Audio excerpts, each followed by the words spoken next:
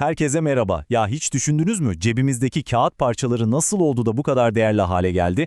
Bugün sizinle The Bitcoin Standard kitabını merkeze alarak paranın o büyüleyici geçmişine ve aslında hepimizi ilgilendiren geleceğine doğru bir yolculuğa çıkacağız. Yazarın çok üstünde durduğu bir kavram var. Sert para, yani İngilizce tabiriyle hard money.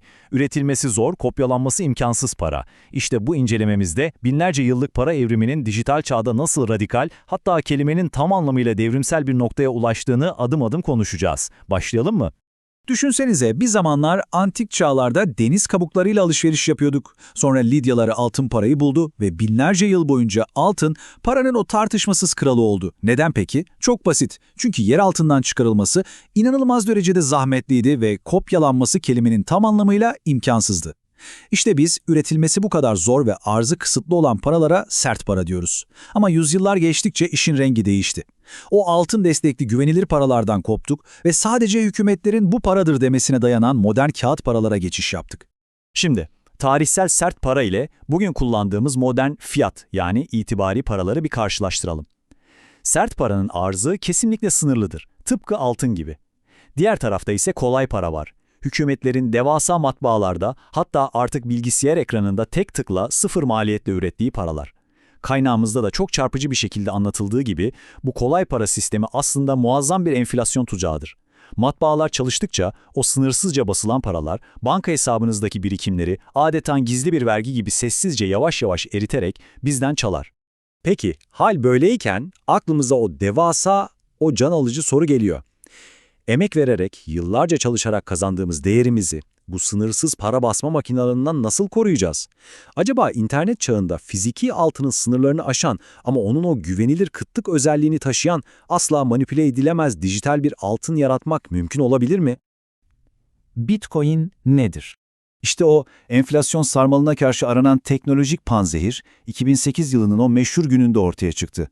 Satoshi Nakamoto takma adını kullanan, ki gerçekte kim olduğunu hala bilmiyoruz, gizemli bir kişi veya grup o efsanevi Bitcoin White Paper'ını yayınladı. Nakamoto'nun vizyonu son derece sade ama bir o kadar da sarsıcıydı. Tamamen eşler arası çalışan bir elektronik ödeme sistemi. Düşünün, çevrim içi bir ödeme yapacaksınız ve araya hiçbir banka, hiçbir finans kurumu girmeyecek. Doğrudan sizden karşı tarafa. Bu, sisteme duyulan güvenin yerine şaşmaz bir matematiği ve kriptografik kanıtı koyan yepyeni bir vizyondu. İnternet üzerinden para gönderirken hepimiz şu anki geleneksel sisteme mahkumuz, değil mi? Gönderici parayı bankaya iletir, banka bir nevi ortadaki hakem olarak bunu onaylar ve alıcıya geçirir. Ama bu aracılar ne yapar? İşlem maliyetlerini artırır, limitler koyar, bazen işleminizi reddeder ve en kötüsü tüm kişisel verilerinizi depolar. İşte Bitcoin ağı bu aracı kurumları tamamen devreden çıkararak iki kişi arasında doğrudan sansürlenemez bir köprü kuruyor. Sistemin temel özelliklerine şöyle bir bakarsak, neden buna dijital dünyanın altını dendiğini çok daha iyi kavruyoruz. Ortada bir CEO yok, bir patron, bir şirket veya merkez bankası yok. Tamamen merkeziyetsiz küresel bir hesap defteri var elimizde. Her şey yüksek güvenlikli kriptografik kanıtlara dayanıyor. Ve bence en vurucu kısmı şu, enflasyon yaratmak imkansız. Ağdaki herkes matematiği anında doğrulayabiliyor ama kimse sistemi kandıramıyor. Nakamoto'nun bu tasarımı insanlık tarihinde dijital kıtlığı mutlak olarak başaran ilk teknoloji oldu. 3. bölüm, blockchain yani blok zinciri nasıl çalışır? Şimdi haklı olarak şunu sorabilirsiniz. Ortada bir merkez bankası, bir polis veya patron yoksa bu sistem nasıl hacklenmiyor, nasıl dürüst kalıyor? Biliyorsunuz dijital dünyada bugüne kadar çözülememiş devasa bir problem vardı. Çift harcama problemi. Yani aynı parayı 2 defa harcama riski. Bir fotoğrafı kopyalayıp 1000 kişiye saniyeler içinde e-posta atabilirsiniz. Bu harika. Ama paranızı kopyalayabilirsiniz, ekonomi o saniye çöker. Geleneksel sistemlerde bunu önlemek için işte o merkezi bankalara güveniyorduk. Nakamoto'nun dehası olan blok zinciri tasarımı hiçbir merkeze ihtiyaç duymadan bu çift harcama problemini sonsuza dek çözdü. Çözümün işleyişi tam anlamıyla bir mühendislik harikası ve 4 mükemmel adımda gerçekleşiyor.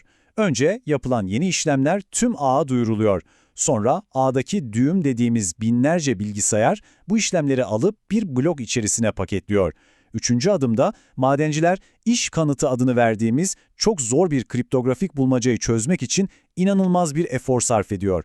Ve son olarak bulmaca çözüldüğünde o blok bir zaman damgası yiyor ve bir önceki bloğa silinmez, kırılamaz bir zincir halkasıyla kilitleniyor. Kriptografi ve matematik sayesinde karmaşık işlemler tıkır tıkır işleyen şeffaf bir makineye dönüşüyor. Biraz önce bahsettiğim şu iş kanıtı ya da İngilizce adıyla proof of work meselesine biraz daha yakından bakalım çünkü burası çok kritik. Madenciler o bloğu ağa kabul ettirmek için özel bir kriptografik özet, yani başında belirli sayıda sıfır olan bir hash değeri bulmak zorundalar. Bu öyle kafadan atılacak bir şey değil. Muazzam bir işlemci gücü ve gerçek elektrik gerektiriyor. Yani sistem fiziksel dünyadaki enerjiyi alıp dijital dünyadaki dürüst kayıtlara dönüştürüyor.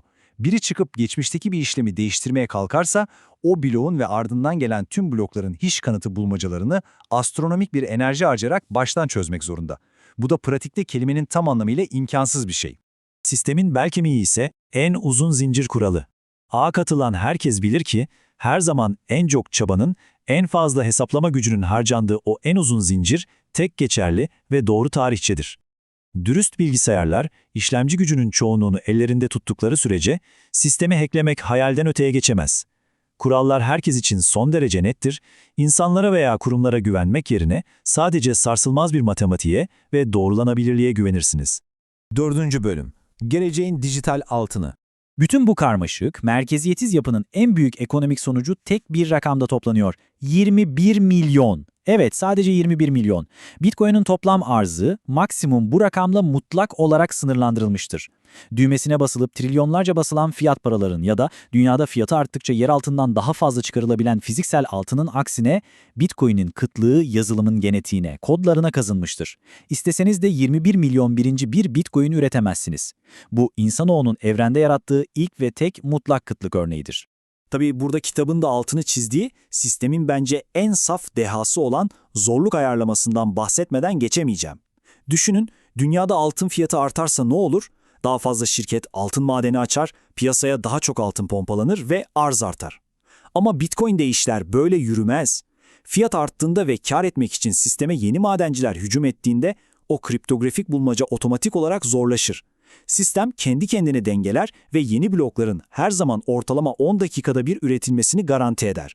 Yani ağa ne kadar çok kişi katılırsa katılsın, arz enflasyona uğramaz, sadece tüm ağ çok daha güçlü ve yıkılamaz hale gelir. Peki, bu bahsettiğimiz mutlak kıtlık ve sarsılmaz güvenlik gerçek hayatta ne anlama geliyor? Manipüle edilemeyen, sabit arzlı bir varlık tüm dünyada milyonlarca insan tarafından benimsendiğinde zaman içinde devasa bir pazar değerine ulaşıyor. Başlangıçta sadece birkaç bilgisayar mühendisinin inandığı bu kod parçası bugün tarihin en güçlü değer saklama araçlarından biri olarak rüştünü ispatladı.